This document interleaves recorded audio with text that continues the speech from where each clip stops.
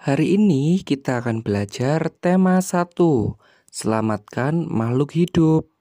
Sebelum kita berlanjut, adakah di sini yang tahu siapa saja sih makhluk hidup itu? Makhluk hidup itu antara lain manusia, hewan, dan tumbuhan. Lalu, mengapa mereka disebut makhluk hidup? Mereka disebut makhluk hidup karena memiliki ciri-ciri sebagai makhluk hidup. Antara lain, 1, bernafas. Yang kedua, bergerak. Yang ketiga, memerlukan makan, minum, dan mengeluarkan diet sisa. Kemudian, berkembang biak dan tumbuh. Selanjutnya, peka terhadap rangsang. Perkembangbiakan pada hewan dibedakan menjadi 2. Yang pertama, secara generatif atau secara kawin. Contohnya, vivipar, ovipar, dan ovovivipar. Yang kedua, secara vegetatif atau tak kawin. Contohnya, membelah diri, fragmentasi, dan tunas. Perkembangbiakan pada hewan yang pertama adalah ovipar atau yang kita kenal dengan cara bertelur. Ciri-ciri hewan ovipar atau yang berkembang biak dengan cara bertelur antara lain 1, tidak memiliki daun telinga. Yang kedua, tidak memiliki kelenjar susu. Yang ketiga, tidak menyusui anaknya karena tidak memiliki kelenjar susu. Dan yang keempat, mengerami telurnya agar telurnya dapat menetas. Contoh dari hewan yang berkembang biak dengan cara bertelur atau yang kita kenal dengan ovipar antara lain 1, ayam. Yang kedua, bebek. Yang ketiga, angsa. Dan masih banyak lagi. Perkembangbiakan pada hewan selanjutnya adalah dengan cara vivipar atau yang lebih kita kenal dengan cara beranak. Berikut adalah ciri-ciri hewan vivipar. Yang pertama, memiliki kelenjar susu. Yang kedua, pada umumnya adalah hewan yang menyusui anaknya atau yang kita kenal dengan sebutan hewan mamalia. Yang ketiga, memiliki daun telinga. Yang keempat, tubuh ditutupi dengan bulu atau rambut.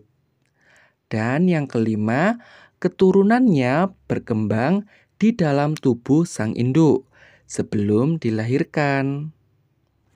Contoh dari hewan vivipar antara lain sapi, kuda, kambing, dan masih banyak lagi.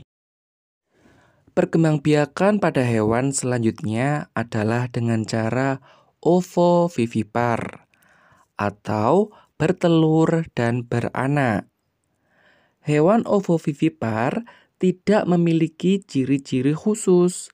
Yang membedakannya hanyalah dimulai dari proses pembuahan, menjadi telur hingga menetas, tetapi menetasnya di dalam tubuh sang induk.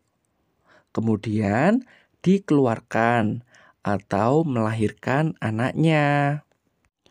Contoh dari hewan yang berkembang biak dengan cara ovovivipar. Yang pertama ada kadal. Yang kedua, ikan hiu.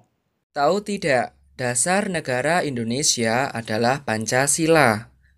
Di dalam Pancasila terdapat nilai-nilai. Nilai-nilai tersebut telah meliputi berbagai aspek kehidupan dan masih tetap dipelihara sampai saat ini. Nilai-nilai Pancasila perlu sekali kita kembangkan dalam kehidupan sosial budaya. Hal ini dimaksudkan agar tercipta suasana yang tenang, sejahtera, damai, dan aman. Tanpa nilai-nilai tersebut, kita tidak akan dapat mencapai semua itu. Untuk lebih memahami nilai-nilai yang terkandung dalam sila-sila Pancasila, perhatikan pembahasan berikut. Yang pertama, nilai ketuhanan yang Maha Esa. Beriman kepada Tuhan yang Maha Esa sesuai dengan agama dan keyakinannya yang dianut. Nilai yang terkandung dalam sila ini juga mengharuskan kita untuk saling menghormati dan bekerja sama antar pemeluk agama yang berbeda-beda. Kita tidak boleh memaksakan suatu agama dan kepercayaan kepada orang lain. Kita harus saling menghormati kebebasan dalam menjalankan ibadah. Tahu kan, ketuhanan yang Maha Esa itu sila keberapa? Ya benar, ketuhanan yang Maha Esa adalah sila pertama Pancasila. Sila pertama Pancasila dilambangkan dengan bintang. Selanjutnya, nilai kemanusiaan yang adil dan beradab. Setiap warga negara hendaklah mengakui persamaan derajat, persamaan kewajiban antara sesama manusia sebagai asas kebersamaan bangsa Indonesia dan persamaan hak. Dengan menjunjung tinggi persamaan derajat, hak dan kewajiban, maka seluruh bangsa Indonesia bersama-sama akan mampu menegakkan dan juga memelihara kebersamaan. Contohnya, jika kalian di sekolah, kalian tidak boleh membeda-bedakan teman kalian, karena teman-teman kalian memiliki derajat, hak, dan kewajiban yang sama. Penerapan nilai ini dalam kehidupan sehari-hari adalah dengan mengembangkan rasa saling mencintai sesama manusia, sikap tenggang rasa, menjunjung tinggi nilai-nilai kemanusiaan, gemar melakukan kegiatan kemanusiaan, serta berani menegakkan kebenaran dan keadilan. Selanjutnya, Persatuan Indonesia. Makna dan nilai yang terkandung dalam sila ini adalah menjaga persatuan dan kesatuan negara Republik Indonesia dengan menerapkan sikap cinta tanah air, rela berkorban demi bangsa dan negara, serta memajukan pergaulan demi persatuan dan kesatuan bangsa yang berbineka tunggal ika. Bhinneka Tunggal Ika adalah semboyan negara Indonesia, yang artinya berbeda-beda tetapi tetap satu jua. Selanjutnya, nilai kerakyatan yang dipimpin oleh hikmat kebijaksanaan dalam permusyawaratan perwakilan. Setiap warga negara memiliki kedudukan yang sama.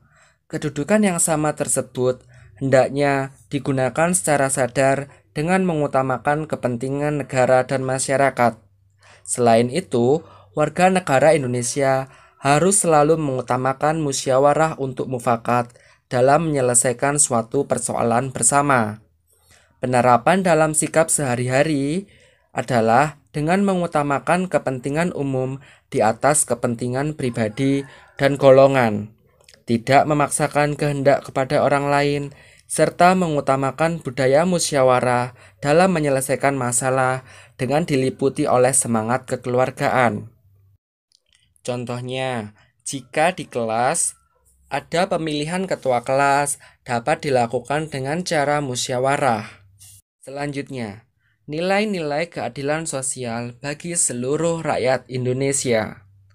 Kita harus menghindari diri dari sifat pemborosan, selalu bergaya hidup mewah, dan perbuatan-perbuatan yang merugikan kepentingan umum.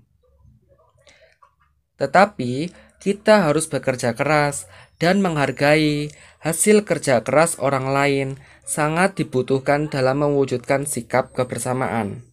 Di samping itu, harus dikembangkan pula sikap adil terhadap sesama, menghormati hak orang lain, serta menolong dan menghargai orang lain.